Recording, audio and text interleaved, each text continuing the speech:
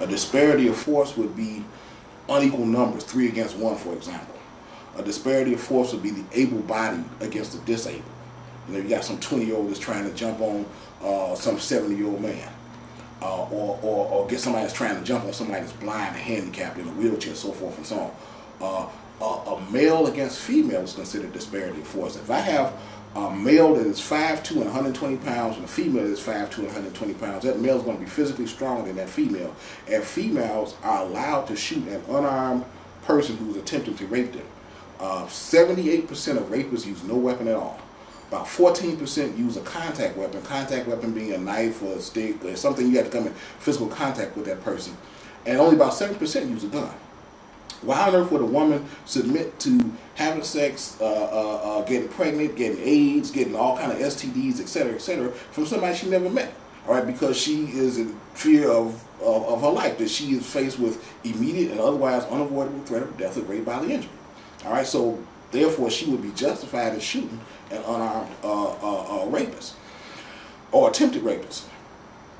In general, people need to have the capacity to defend themselves, but at the same time they need to know about self-defense laws and under what circumstances they can legally shoot or under what circumstances they legally can't. And just because you feel PO'd enough doesn't mean you can necessarily do that. In the classes that I teach, one of the questions on my final exam is, you'd be justified in shooting someone if they spit in your face, called your mother a whore, and threatened to kill you tomorrow. Now, of course, the answer is no, but I want to ask a question that will make a person mad enough to want to feel like to kill somebody, but you can't do it just because you're angry. So what I'm advocating is that people have the right and responsibility to be able to protect themselves. Cases have been brought against police departments, lawsuits have been brought against police departments throughout this country by citizens who were made victims of crimes, and they sued the police department because they said the police department had an obligation to protect them as a citizen. And in each and every single one of these cases, the courts have ruled that police are not responsible for the individual safety of the private citizen. So if police are not responsible for your individual safety, then who is? The question is, you are.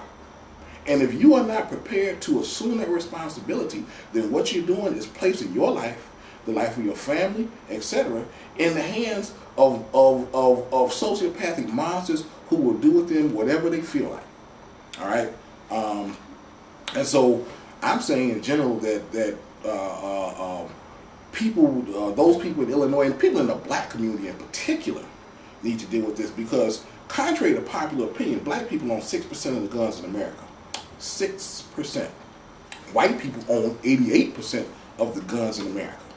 And so the presence of guns is not the problem, because you don't see other folks shooting each other up that way. In Cuba, for example, all adult males are required to have a fully automatic machine gun in their home. All right, AK-47, RPK, etc., etc., etc. They are required to have this by law in their home because they are all a part of the national militia. All right, but you don't hear about these kind of killings going over in Cuba. There are other places in Europe. I believe it's Denmark. I forget which country it is, where again all adults are required to be part of the state militia, and they are required to have fully automatic weapons in their home at all times by law. But you don't see these people going around shooting each other up like crazy. So the problem is not the presence of guns. The problem is a sick mentality that says we have no value, and therefore anybody who looks like me also has no value, and therefore it's okay for me to kill them because my life is worthless. And they look like me, so their life must be as worthless as mine. It's that mentality that needs to be attacked, and until that mentality is dealt with, a gun becomes simply a non-issue as far as I'm concerned. It becomes a secondary issue.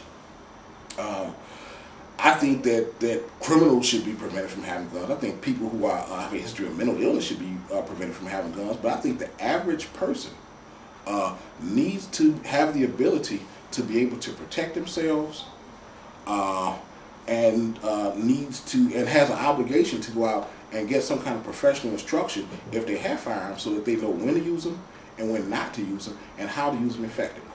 I'd like to thank you very much for giving me the opportunity to share this information with you, and that's it.